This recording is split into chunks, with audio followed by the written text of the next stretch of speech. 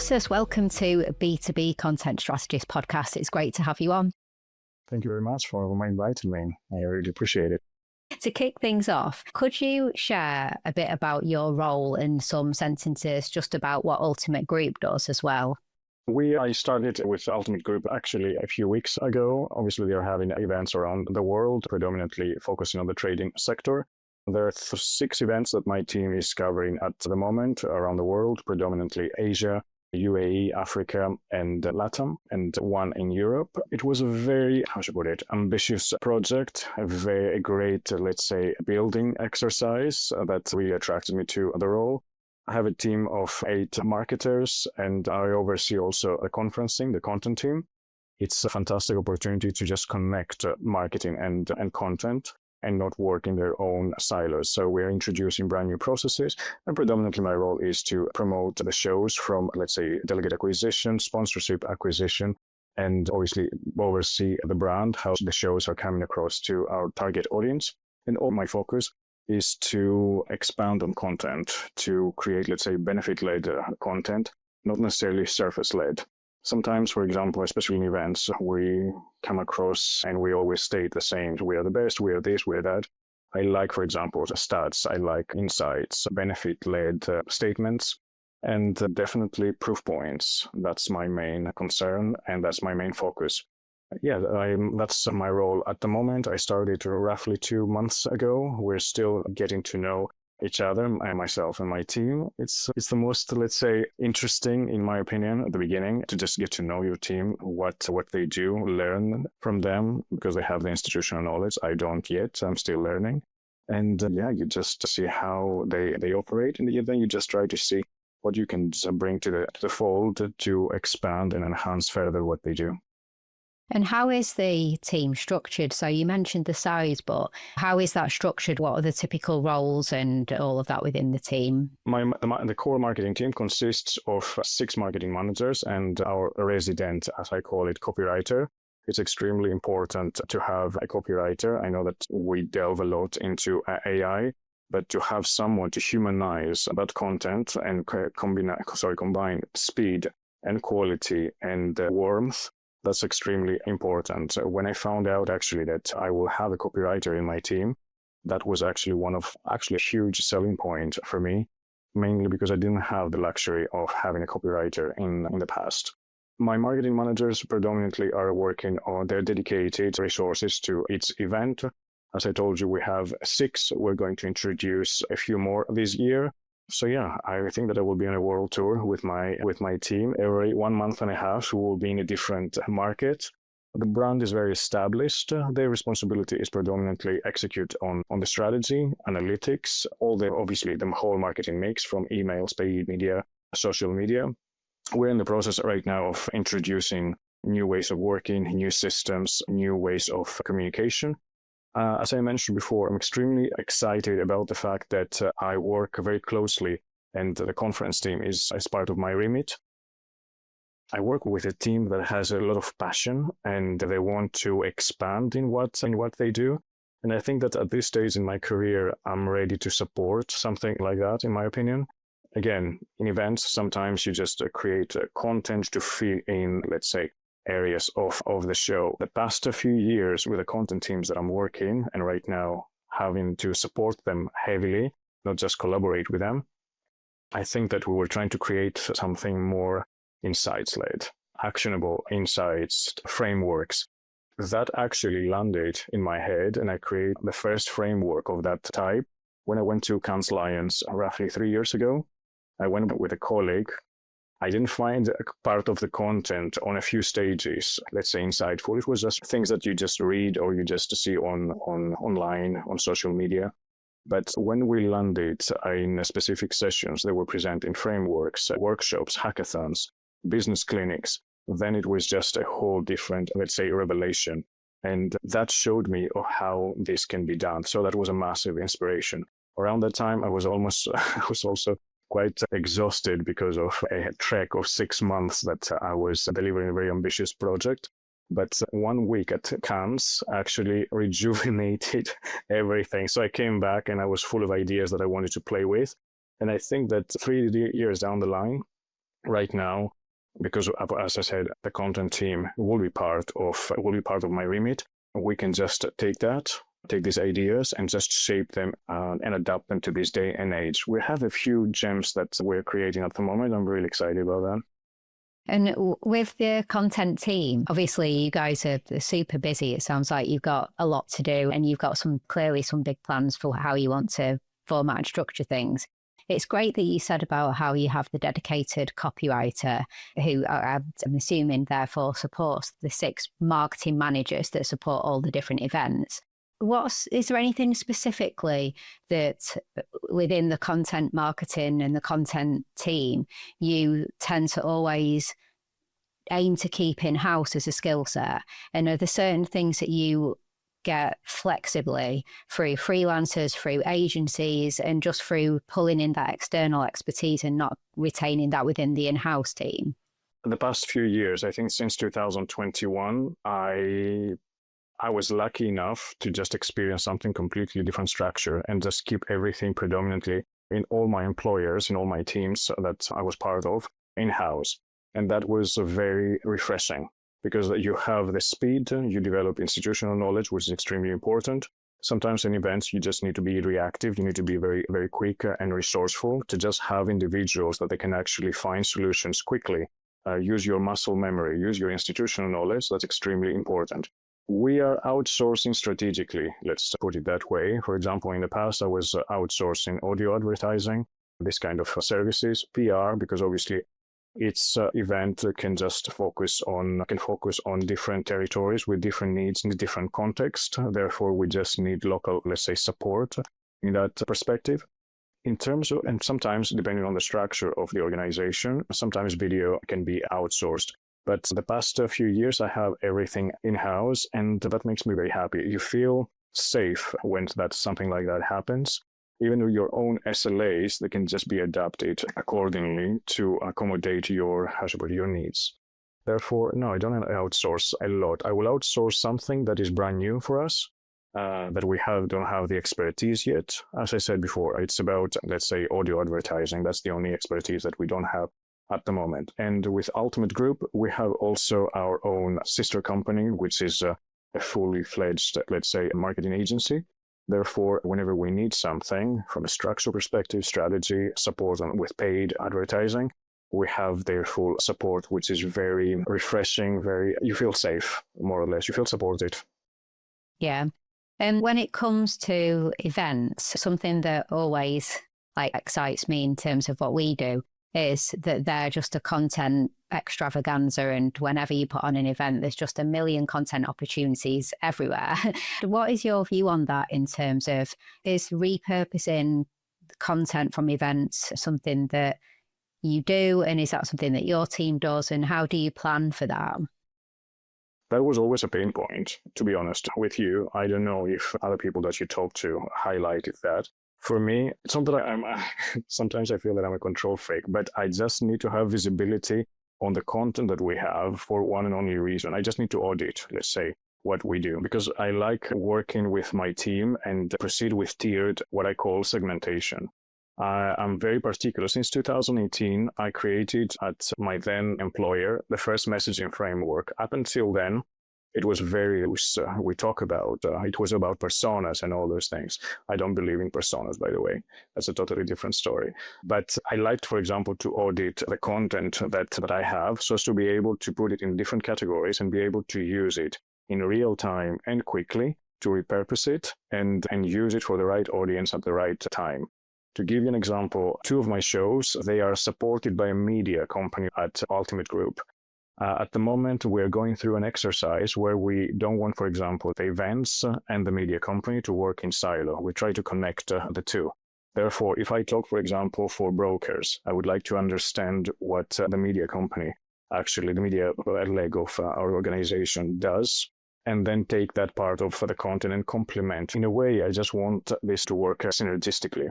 And I had the luxury the past 2 years to do that because my past 2 employers, they had media segments in their structure. And that was extremely refreshing, a learning exercise. Therefore, to go back to what you asked me, I like auditing content. I like repurposing content. And predominantly, I use that on social media to tell a story to the right audience, hopefully at the right time. That's the main challenge. You can't necessarily have full visibility on your content. I'm trying to find ways to do that with the use of AI, so as to organize things, let's say, effectively, with speed, with the right categories, and resolve the issue, manual work, or having to have everything at the forefront of your awareness. Therefore, if I want to talk about brokers and I need to identify content that I have around that segment, I just want to just be able to go to my folders, to my drive, drop it into AI or use it at some capacity. This is what I'm trying to do the past 12 months, more or less, how to use AI so as to remove our manual work and have visibility and cover all our bases. It's great to hear you talking about AI and innovative ways that you want to use AI.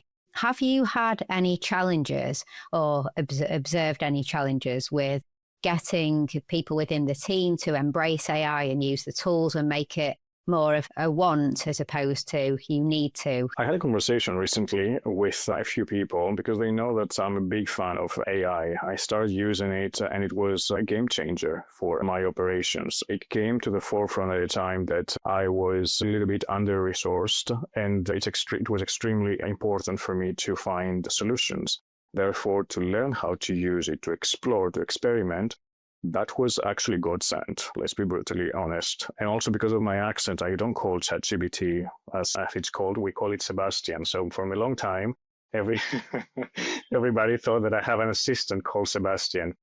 Anyway, but regardless of that, there are challenges. First, you have over-enthusiasm, but also you have skepticism. Sometimes also you have, which is part of human nature, people don't necessarily know what that means for their work. And we can elaborate on that later on if we have time.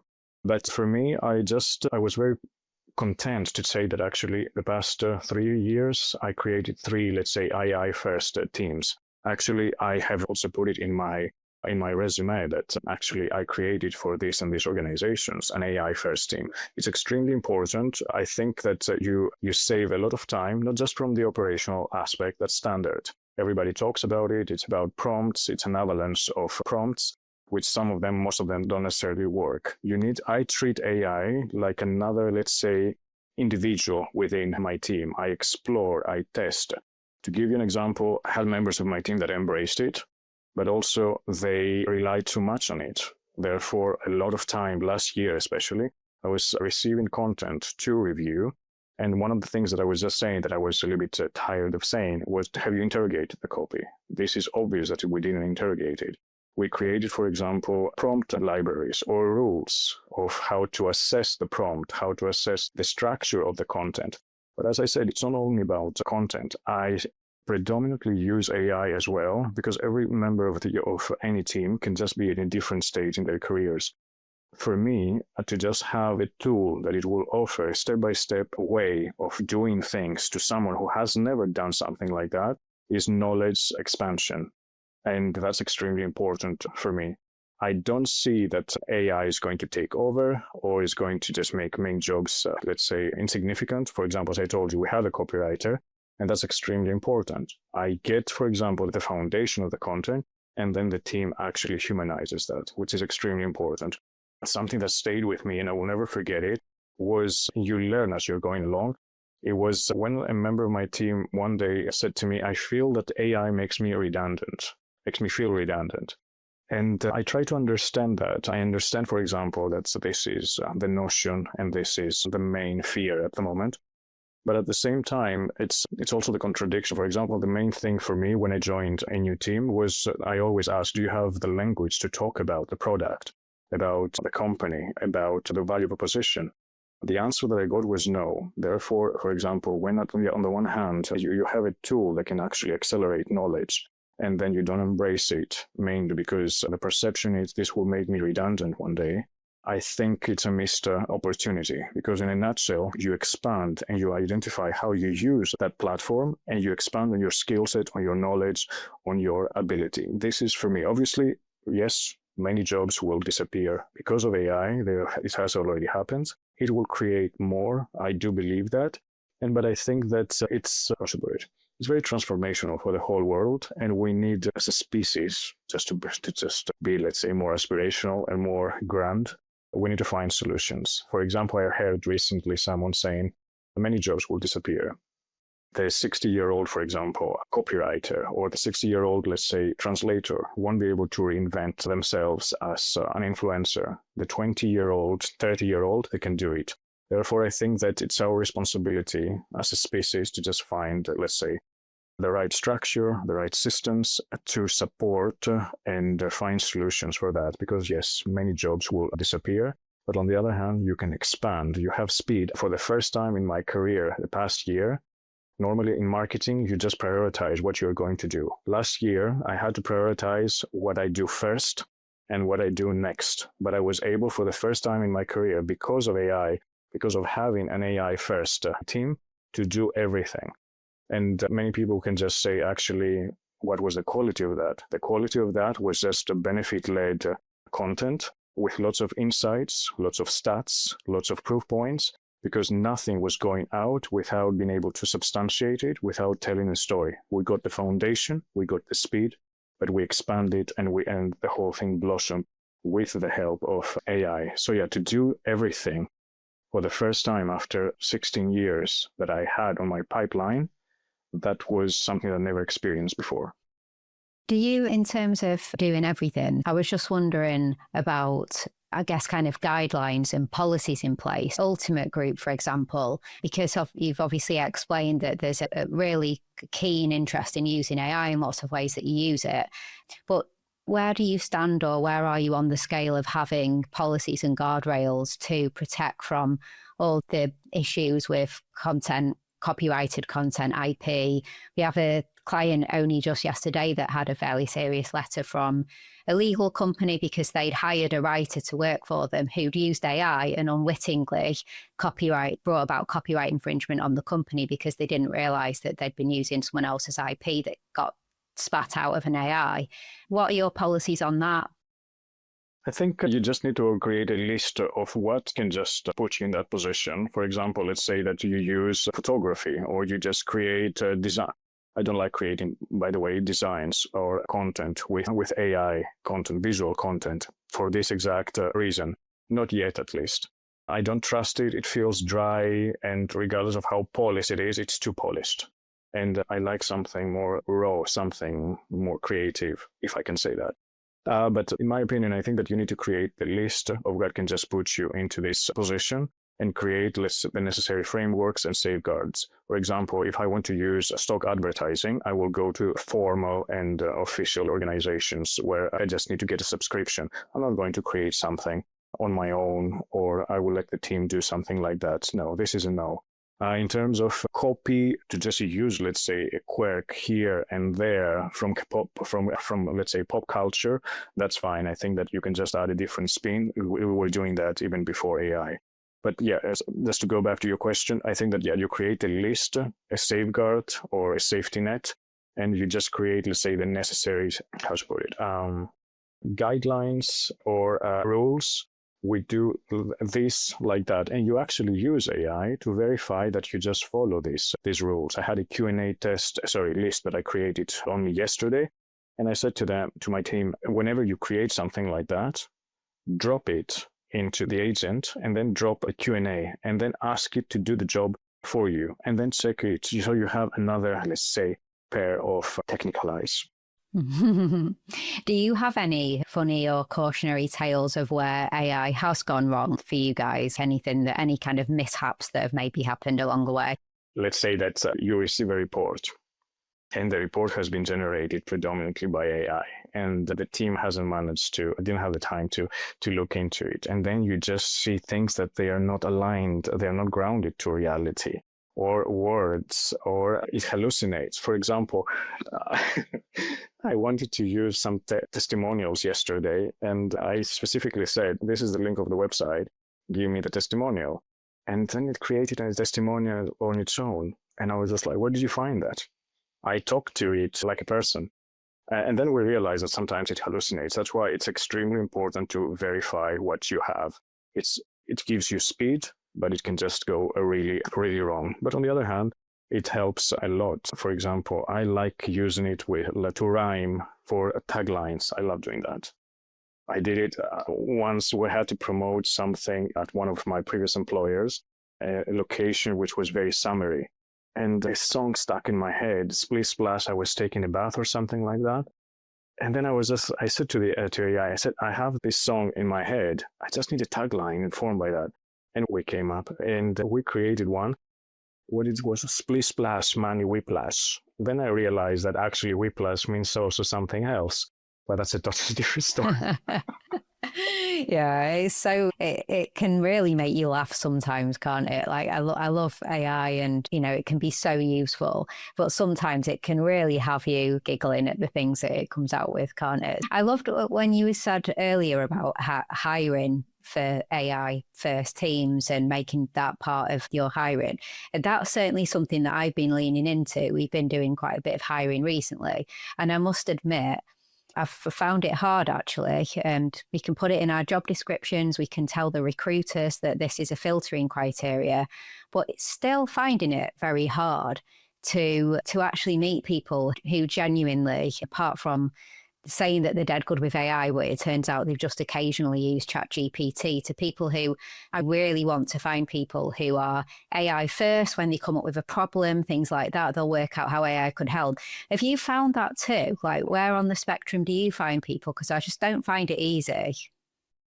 To be honest with you, I don't put that in the CVs because, for example, I don't want someone to sell it to me and then find out that this is not what has been sold. I'm not interested, to be honest, personally on that, because I know that I have created internally, and this is a process that I'm going through right now with my new team, a system to, what's the word I'm looking for, to train the agent. Therefore, I want them to have the interest and to want to use it, not to have to use it. Sometimes I think that when someone puts that in their CV, it's a question mark for me, mainly because I was just like, do you put it there because it's trendy? Do you have the experience? Because I know that not many people have the experience. To give you another example, I joined a webinar recently of an organization that I used to work with in one of my employers. And I told them, yes, I'd love to just go into the webinar to just see how you guys use AI. And then I think that one of the conversations that followed after, because I told them that I use it heavily, was one of the questions was, what do you think? Do you think that we just covered what a client like you would have liked? I said, no, because what you presented is exactly what I can just find in a blog, what I can find in a list, what I can actually get from AI itself. But the know-how, the creativity behind how you're going to use it wasn't there. Therefore, you need to have in your teams, we need to have in our teams individuals who want to use it because they understand the value. They are not people who have to use it because the company gave the lead, or they are going to use it just to cut corners. You need to use it to amplify your knowledge, your experience, your output, the quality of your work, and also inform your work. One of my favorite prompts is when I prepare a strategy is, okay, this is my strategy. What am I missing? What is that I don't see? What is that one thing that I don't see?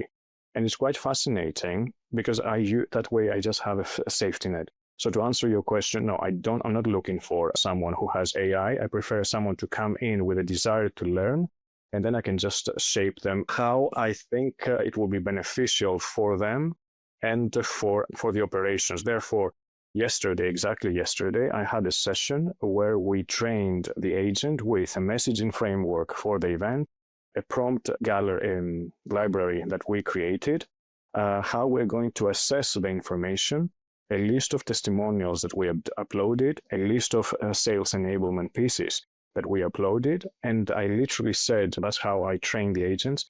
Can you confirm that you can actually internalize this information? Prove this to me. Because I would like, I said, my team to be able to use it and work and create content informed by this information. And I'm very specific about the language, for example, describing the language, describing the tone. For example, something that I learned recently was also, I don't want wasted words in my content. No power of three structure, no antithetical setups, no bloody dash. And because sometimes actually you can just actually have a fight with the software and it won't take you to HR. I completely agree. Fantastic. It's really topical that we are talking about AI because we're just at that point now towards the end of the conversation. The final question for you comes from our previous guest. So our previous guest, Jason Widdop, SVP of Marketing at Pixis, and his question to you. I fundamentally believe search is going to change, right? Like search as we know it is going away and everything is going to be now with AI and LLMs, right? And it's already happening. So if we agree that that's a given, how are you thinking about organic traffic in the context of AI LLMs versus SEO? I'll just leave it open-ended like that. Nothing more specific than that, but how are you thinking about it? And are you doing anything to like address it or learn more about it? I think SEO I believe that it won't go away anytime soon. Is extremely important. So and also it's a massive, let's say, driver of indirect, let's say, acquisitions, depending of course on the organization. On the other hand, though, you need to just take under consideration that lots of LLMs, they will be asked to find information about you. Therefore, in that perspective, you go after authority. To be very honest, I think at this day and age, because I was always approaching content like that, but sometimes you don't have the time to elevate further what you do. And right now, having this requirement that our content needs to be, as I said before, benefit-led, insightful, thorough, go and just come across as an authority in your space.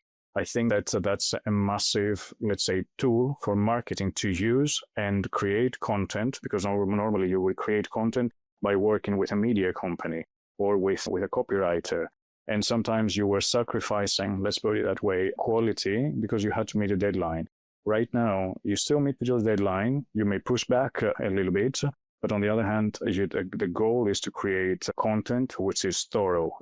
You become one of the 5, 6, let's say, content locations, if I can say that your target audience will come and see you. So I heard that a few years ago that each one of us goes to 6 or 7 locations to consume content. And I put it personally when in the content segment of my strategies, I would like to just create content and the organization that I work for to just be one of the 6 or 7. It's a nice motivation. And right now with LLMs, it just gives you also the justification to push back and just say, no, we just need to expand. It needs to be rich. It needs to be insightful. It needs to be useful. Great answer. Yeah, thank you. That's fantastic. So we turn the microphone to you now and to ask you. So your question for the next guest, we don't know who it is, but we know that it's a leader in the B2B content marketing world. What would you like to ask them? If they use AI, what part of marketing they will not, or they will be reluctant to use AI? I have an idea, apart from the data side, but I would like, for example, hopefully to just hear, let's say, other areas of what they are not going to use AI for. Yeah, great question. We talked about lots of good use cases, but what do we stay clear of? That's a really good question. I look forward to the answer for that. So thank you. Kostas, thank you so much for coming on B2B Content Strategist. We could chat for a lot longer, but I guess the time is up. So is there any next step you'd like people to take? I will share a link to your LinkedIn so people can let you know that they listen to this conversation and all of that. Is anything else or? No, it was fantastic to look forward to just see the reaction to that. And yeah, I would be very happy to just share any insights with your audience. I think we're scratching the surface. And I think that, this is a missed opportunity. Therefore, we need to do more. Absolutely.